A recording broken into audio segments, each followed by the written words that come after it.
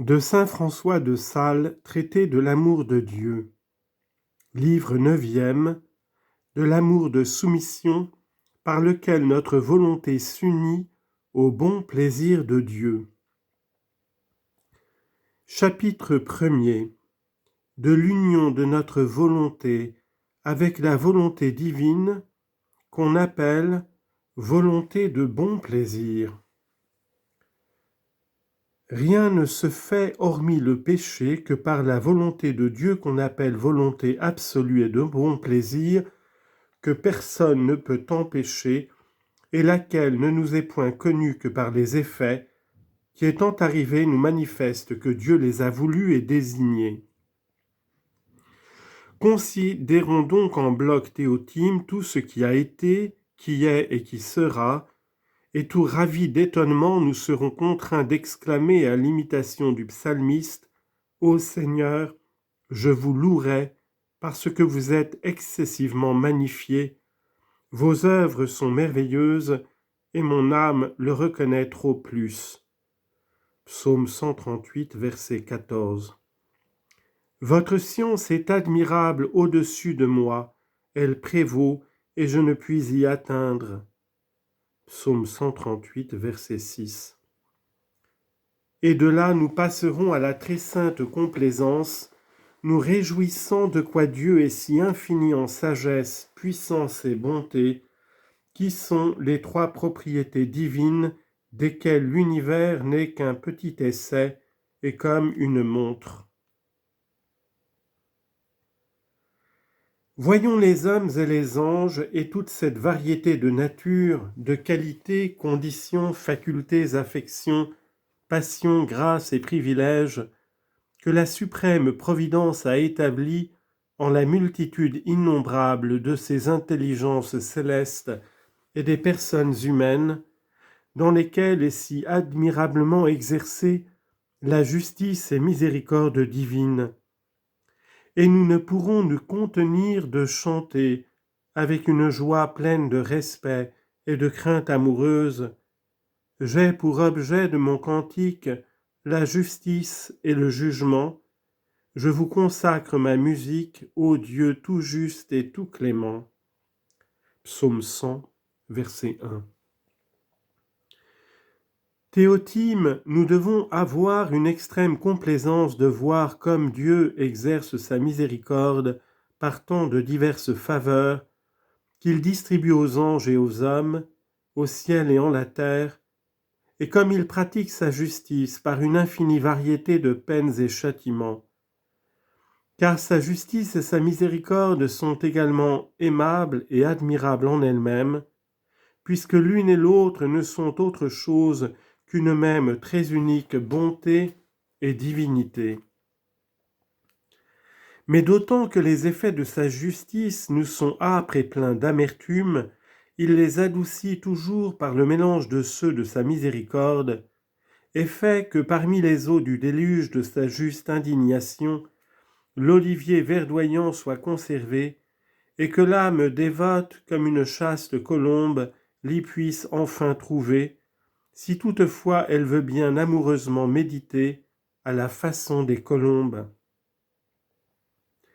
Ainsi la mort, les afflictions, les sueurs, les travaux dont notre vie abonde, qui par la juste ordonnance de Dieu sont les peines du péché, sont aussi par sa douce miséricorde des échelons pour monter au ciel, des moyens pour profiter en la grâce et des mérites pour obtenir la gloire. Bienheureuses sont la pauvreté, la faim, la soif, la tristesse, la maladie, la mort, la persécution, car ce sont voirement des équitables punitions de nos fautes, mais punitions tellement trempées et comme parlent les médecins, tellement aromatisées de la suavité, débonnaire,té et clémence divine, que leur amertume est très aimable.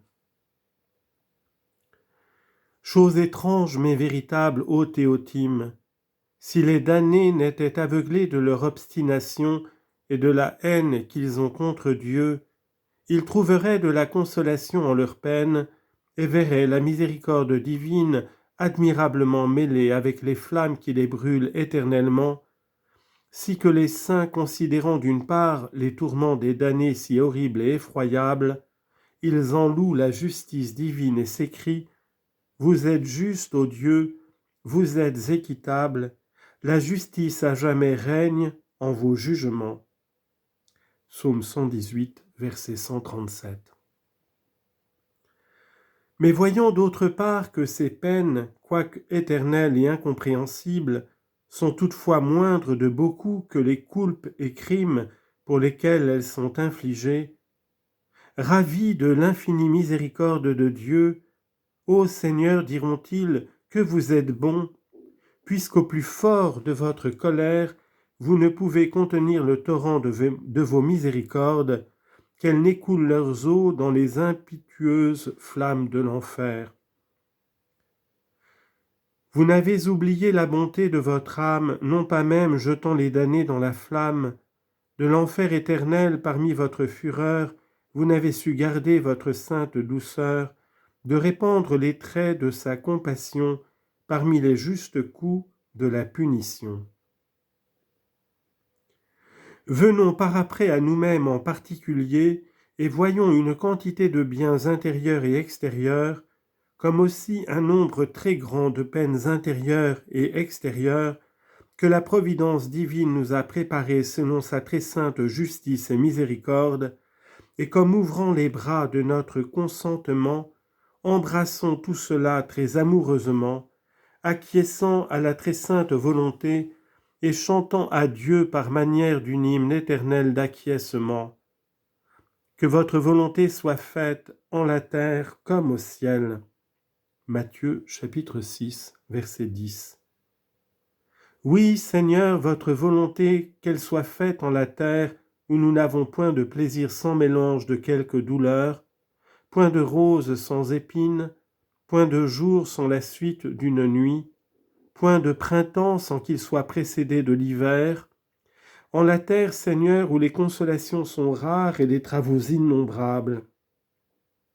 Ô Dieu, néanmoins, que votre volonté soit faite, non seulement en l'exécution de vos commandements, conseils et inspirations qui doivent être pratiqués par nous, mais aussi en la souffrance des afflictions et peines qui doivent être reçues en nous, afin que votre volonté fasse par nous, pour nous et en nous, et de nous, tout ce qui lui plaira.